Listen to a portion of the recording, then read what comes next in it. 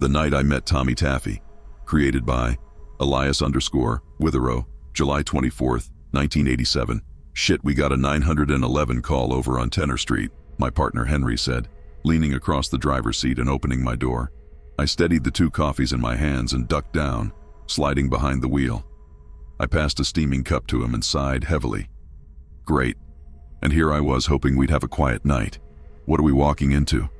Dispatch said a young girl called it in. Something about a domestic disturbance, Henry replied, taking a cautious sip. Fantastic. I love getting in the middle of arguing couples, I sighed.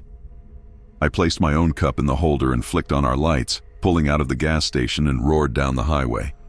As we drove, I anxiously tapped my fingers against the wheel. We had been on dozens of calls like this, but each time I felt my pulse quicken. Domestic disputes meant that one of the parties was out of control. Out of control meant unpredictable, and unpredictable meant dangerous. After a couple minutes, Henry pointed out into the night. There's Tenor. I spun the wheel. Got it. The road was dark and quiet, a neat line of small houses set on quarter-acre plots. I checked the address and then pulled into the driveway of a small 2-story house at the end of a cul-de-sac. I scanned the surrounding houses, searching for curious neighbors. The street was still and empty.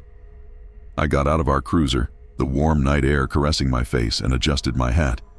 Henry mirrored me on the opposite side of the car, casting a quick glance my way. I don't hear anything, he muttered, watching the front of the house. The curtains were closed, but we could see the lights on. Probably saw the flashing red and blues and shut the argument down, I snorted, walking up the driveway. Henry joined me, and together we marched up to the front door. Do the honors, Henry asked, waving a hand before us. You sure know how to spoil a guy, I said, raising my fist and pounding on the door. Hello, police. Please open the door, I announced. We paused for a moment as someone moved around inside, the dull thud of footsteps drawing closer. Then there was silence, and I thought I could hear someone talking, a male voice.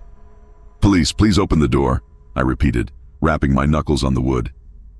More silence, followed by a low, muffled conversation. Finally, the door opened a crack.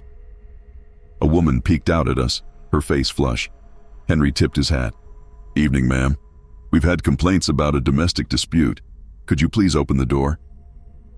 Everything is fine here, she breathed, her eyes shifting between the crack to appraise us. Just leave us alone, we're okay. I placed a hand on the door, my voice stern. Ma'am, can we please speak to the man of the house? And then a voice drifted out from inside, cool and controlled, almost amused. It's all right, Mary. Let them in. Shaking, licking her lips, the woman stepped back and pulled the door open. We stepped inside, and I noticed the disarray she was in. Her hair was a mess, her cheeks were red, and sweat lined her brow, and she looked absolutely terrified. Henry and I removed our hats, and I gave her a reassuring smile as she closed the door behind us. Evening, officers. I turned to look into the living room, and for a second my heart stopped. Sitting in a chair, placed in the middle of the room facing us, was a man. But he wasn't a man.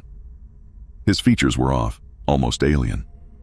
A smile pulled his lips to reveal teeth that weren't teeth, just a seamless stretch of white filling the space along his lips. His nose was just a nub protruding from the center of his face, and his eyes shined the brightest blue. His skin was perfect, poreless, and without a single blemish. His hair was blonde and cut short, and he crossed his arms over a white t-shirt that read, "Hi," in red cartoon font. He immediately reminded me of a doll, but not quite. Seems like we have a slight misunderstanding, the man said, not moving. Henry shot me a look that showed he was just as put off by this man as I was. He cleared his throat and stepped forward. Had a call come in that there was some kind of argument going on here. Just stopping by to keep the peace, make sure everything is okay. The man smiled wider. Mary and I were having a slight disagreement. Nothing to call the police over. What's your name? I asked. I suddenly couldn't shake this feeling, this cold, creeping finger running along my spine. My name is Tommy Taffy. I placed my hat back on my head. Okay, Tommy, are you this woman's husband? Tommy raised his thumb and slowly dragged it across his lips, his smile growing wider. Henry cocked an eyebrow. Sir? He's not my husband. The woman behind me whispered so quietly I thought I imagined it. I turned and saw her, Mary, standing against the stairs, face pale as fresh snow. Henry went to her and placed a hand on her shoulder. "Ma'am, are you feeling okay? What's wrong?" Her voice dropped even quieter, her eyes bulging and bloodshot. "Get him out of here, please." Alarm bells were suddenly ringing in my head, and I turned back to Tommy, jumping at the sight of him. He had risen and now stood directly in front of me, that smile still plastered to his face. "She's just upset right now," he said softly, his voice like soft butter. "She doesn't mean that." I looked at Henry and saw he was suddenly on edge as well. Something about this situation, this strange man, the terror in this woman's eyes. It was off, all off. That finger caressing my spine was turning into a claw. "What did you do with my daughter?" the woman hissed at Tommy. "Sir, please step back," I said, placing a hand on my holster. "Daughter? Was she the one who made the 911 call?" Tommy raised his eyebrows at my gesture. "Step back?" "Officer, I'm cooperating and trying to resolve the issue." He looked past me at the woman, Mary. "I just want to get back to life with my family." Henry put a hand on Tommy's chest and gently pushed him away from me. "Sir, I'm going to have to ask you to go sit back down until we sort this out." Tommy, still smiling, retreated a few paces but didn't return to the chair. His eyes bore into Mary, something burning between them. "Ma'am, it's Mary, correct? Is there a child in the house?" I asked softly, standing in front of her to block Tommy from view. She looked up at me, and I saw tears filling her eyes. "He took her upstairs." And then she covered her face and quietly sobbed. My heart began to beat faster as I looked at Henry. "I'll go," he said, pushing past me. As Henry went to the stairs, I turned back to Tommy. "Did something happen I should know about?" Tommy's eyes glowed. "Sir, did you do something?" I asked, taking a step forward. Tommy didn't move. "I've done a lot of things, officer." Henry thundered upstairs, and I watched Tommy closely to see if he'd give off some kind of reaction. He just kept staring at me, that smile plastered to his lips. "Is there anyone else in the house?" I asked Mary, the hairs on the back of my neck rising. She continued to cry into her hands, clearly in distress, but managed to pull away long enough to mutter, "My husband, my daughter."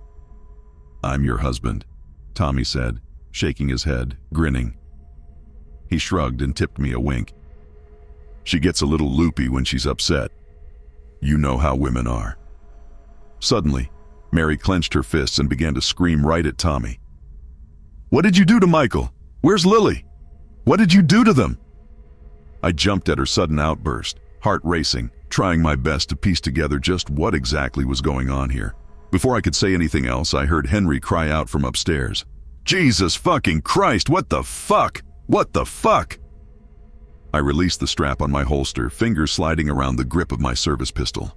Confusion and fear collided inside my mind, and it left my head spinning. I shot a look at Tommy, who just grinned, and then I slowly backed up to the foot of the stairs. Henry, what's going on?"